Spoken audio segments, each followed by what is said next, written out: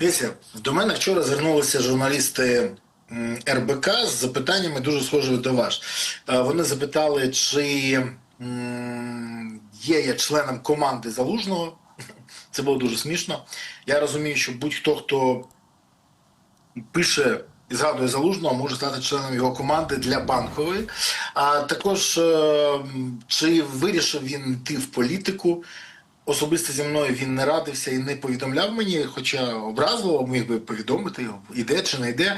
Ну і головне там про партію. Але питання в тому, що так, я з Залужним знайомий, і наскільки мені відомо, то чи існує команда Залужного? Так, команда Залужного існує. Це люди, з якими він працює в посольстві як посол України у Великій Британії. Я не є дипломатичним представником України, тож я не є членом цієї команди. Більше того, ніякої іншої команди не існує. Але в голові Офісу Президента, я зрозумів з цієї статті, навпаки, і команда існує, і Залужний вже йде на вибори. І взагалі, знаєте, у кого що болить, той про те і говорить. От в Офісі дуже серйозно сприймаються виборами, переобранням Зеленського, і взагалі Зеленський мотивований тільки цим. Тому вони зараз всіх оцінюють саме по питанню, готовий йти на вибори, не готовий йти. А Залужний чітко сказав, коли виступав в Чатем-хаусі, що про які вибори можна казати. Жити треба перемогою в війні, а не перемогою на виборах. І більше того, будь-які розмови про вибори повинні йти саме після того, як закінчиться війна. Чи йде Залужний в політику? Ну, про що теж запитали журналісти РБК, так соцопитування і рейтинги давно вже зробили його частиною української політики і показали, що він вже в політиці, навіть попри є в нього желання, нема желання, він елемент української політики. Далі. Всі соцопитування показують, що він сьогодні на першому місці і по довірі, як до особи, і по електоральним привабливостям. Тому Залужний вже є частиною української політики, хоча поки як посол України. Взагалі, саме через це з ним вимушені рахуватися. І не лише в Офісі Президента, а й інші гравці політичного ринку. Я кажу саме гравці і політичного ринку. Тому що в Україні, на жаль, переважна кількість політиків грають в політику для того, щоб отримати максимально корисний для себе результат і сприймають це як можливість купитися або продатися.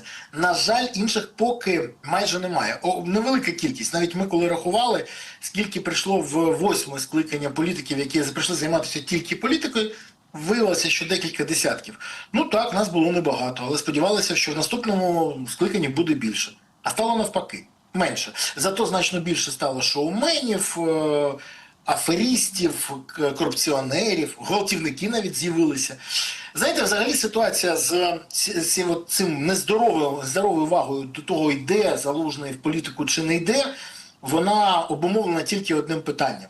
Зеленський боїться програти на вибори. Всі соцопитування, всі моделювання показують, якщо Залужний йде на вибори, Зеленський програє і може навіть не вийде з першого туру. Особливо, якщо піде ще і Усік, який від'їсть його електорат, і тоді у другий тур вийде хто завгодно. Так от, ситуація мені дуже нагадує з Ющенком. Тому що той впирався теж як міг. Той казав, що не хоче йти в президенти. Але... розумієте, бажання українців бачити Ющенка президентом і постійні атаки з боку Кучми та Януковича на Ющенка призвели до того, що той пішов на вибори і став 4-м президентом. Влада штовхає, влада штовхає Залужного в політику, і швидше за все, щоб постійні інформаційні атаки та тиск на нього призведе до того, що він, поки що перейшовши в публічні комунікації, перейде в публічну політичну діяльність. Я це припускаю. Я нагадаю, що і Кравчук казав Ющенку у той час, якщо ви не хочете зайнятися політикою, то вона рано чи пізно займеться вами. Була така історія. Але ви сказали під час нашої розмови про те, що в Офісі Президента оцінюють потенційних конкурентів. А цим потенційним конкурентом, чи то пак конкуренткою може зараз бути Юлія Тимошенко, яка виходить у публічний простір в останньому своєму такому великому інтерв'ю робить низку політичних заяв. Фактично повертається до великої політики як такий потужний гравець. Чи можна сказати, що зараз Тимошенко намагається зайняти нішою головної опозиціонерки? Останні соцопитування показали, що не факт, що Юлія Володимирівна взагалі потрапить в парламент наступного скликання. Якщо вибори проходили сьогодні, вона би пролетіла як... І вона би пролетіла. Тому в те, що вона хоче бути номером один, це зрозуміло. Але рейтинги показують, що вона навіть не в першій п'ятірці. Тому єдине, що вона може зараз зробити, це говорити, привертати увагу. Вона дійсно потужна політична особистість. І в історії України вона займає помітну таку роль, але вона не може вийти навіть з першого туру попри все. При будь-яких розкладах тут їй головне хоч би набрати ті 5%, щоб її партія потрапила в парламент наступного скликання. Особливо після історії з НАБУ і САП важливо, що вона зараз приходить в публічну комунікацію, але давайте будемо реалістами. Це не додає їй, навпаки, віднімає. Тому казати про те, що вона може стати першим номером української опозиції, ну, ще раз кажу, вона навіть не в першій п'ятірці. Але ж дивіться, політична оглядачка Юлія Ведернікова в своєму блозі так дуже критично аналізує інтерв'ю Юлії Тимошенко, її зараз таку політичну активність, і підіймає питання, кому насправді може бути вигідне її повернення в політичний порядок денний. Що ви можете сказати з цього приводу, особливо якщо брати до уваги, так би мовити, корупційний скандал, розслідування довкола Юлії Тимошенко, і плюс той факт, що вона була присутньою, можливо, має якусь причетність чи дотичність до створення нового телеканалу в Україні, який буде робитися під американським протекторатом? Дивіться, член її партії є чоловіком Людмили Немирі, яка якби керує цим каналом, тому якесь відношення вона може і мати, але це не може ніяк конвертуватися в політичний вплив. Це перше. Друге. Але ж медійна активність і медіаресурси – це прямий шлях до впізнаваності.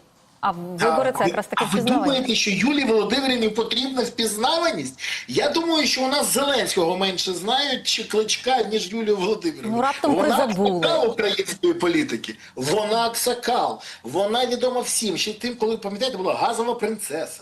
Вона відома як... Ну, давайте так. От Юлія Володимирівна не потрібна впізнаність. В неї є те, що надає їй можливість піднятися. Антирейтинг. В неї такий антирейтинг, що вона може конкурувати з Петром Порошенком в цьому питанні. Це, до речі, історичний факт. І є ще один момент. Окрім самої Юлії Володимирівни Тимошенко, нікому так не потрібно зараз піарити її, бо їй потрібно відбилитися в першу чергу перед своїм електоратом, який навіть не буде розбиратися, була вона замічена в корупційних діях, не була. Але вони побачили в неї $40 000. Для них це неймовірні гроші.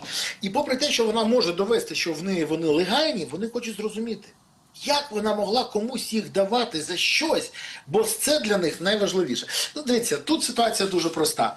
Тимошенко сьогодні буде займатися особистим піаром, всім чим завгодно, для того, щоб це не для того, а тому, що це вписується в стратегію її захисту, не більше. Тому ще раз кажу, бути якимось номером в українській опозиції, ну тут їй треба відбитися спочатку від НАБУ, а там далі поговоримо. Ось окрему дискусію зараз викликала історія, так би мовити, з уст народного депутата Ярослава Железняка щодо блогера Володимира Золкіна, який відомий своїми інтерв'ю із російськими військовополоненими. Ярослав Железняк каже про те, що Золкін має бронювання від мобілізації саме від Головного управління розвідки. Наскільки ця ситуація є політично значущою, якщо її так можна розцінювати? Чому вона викликає настільки гостру реакцію? Можливо, тому що вона не єдина, тому що на початку року там і Петров з меморіальним кладовищем, потім кілька тижнів тому так само Железняк повідомляв про низку власників телеграм-каналів анонімних, які так само мають бронювання в СБУ і тому подібне. Давайте все ж таки спочатку визначимось з дефініціями, бо вони дуже важливі. Він не блогер, він пропагандист працюючий на владу, це перше. А друге, він вбивця українців. І це теж треба нагадувати нам всім. Золкін, коли був мусором, саме мусором, ментом, працівником міліції, вбив українця, курсанта Академії Міністерства внутрішніх справ, забив його разом зі своїм другом Дрючком, забив насмерть, при тому, що фактично наздогнав його. Справа є в відкритих джерелах в інтернеті, це можна дізнатися все. Потім був помічений як в підтримці Шарія і його руху. Потім висвітлював цей безсмертний полк, російську акцію. А потім був підхоплений Офісом президента. І от в мене є чітке розуміння, що з вбивці українця, який не хоче воювати і вбивати окупантів і захищати країну, намагаються зробити лідера суспільної думки. Більше того, по чомусь дозволу його пустили до військовополонених. Ми ж розуміємо, що не так багато людей в країні, які могли це йому дозволити. Далі. Йому дали особисту програму на телебаченні. І мені цікаво, чи хоче Володимир Олександрович Зеленський, щоб його син брав зразець поведінки Золкіна, щоб вбивав теж українців, щоб переховувався від мобілізації, до речі, як і тато, який 4-разовий ухилянт, щоб фактично поводив себе так само і казав, от я був там, як казав Золкін, пам'ятаєте, я був в спортзалі, я бачу там потенціал. Так, дійсно. В спортзалах є потенціал, і той же самий Золкін теж є потенціалом. Але дуже цікава ситуація. Якщо ти пропагандист на службі Офісу президента, якщо ти Петров, Іванов, не знаю, там, Гладких, Золкін, хто ще, там величезна кількість тих, хто військово зобов'язаний, але отримав можливість не служити в ім'я того, що ти будеш підспівувати Офісу президента, виправдовувати всі факапи від корупційних дій до провалів на міжнародному напрямку і атакувати опозицію, і замовчувати слова про корупцію, то тоді тебе, перше, забронюють від мобілізації, і це ганебно, бо це показує, що мобілізація для них – це покарання, а не обов'язок громадянина. По-друге, це показує, що своїх вони готові ховати від мобілізації де завгодно. Це історія і не тільки з ГУРМО, це історія ще й з меморіальним кладовищем, де був заброньований Петров. До речі, дуже цікаво, щоб він пояснив, на підставі чого він отримував зарплатню весь час, коли в цей момент не виконував свої обов'язки, бо був в ефірах, займався чим завгодно. А це, до речі, вже склад злочину. І по-третє, це коли, наприклад, ти працював на пул Медведчука, як Гладких, а потім тобі все пробачають, аби ти відлизував Офіс президента. І от сьогодні ми спостерігаємо, як фактично ті люди, які мають причетність до того, що повномасштабна війна прийшла в Україну, працюють на Банковій, а не захищають країну і не змивають свій сором своєю службою в ЗСУ. Хоча відверто правильно сказали, якщо їх призвати до лав ЗСУ і кинути на фронт, не факт, що вони першими не перейдуть на бік ворога. Оце теж факт.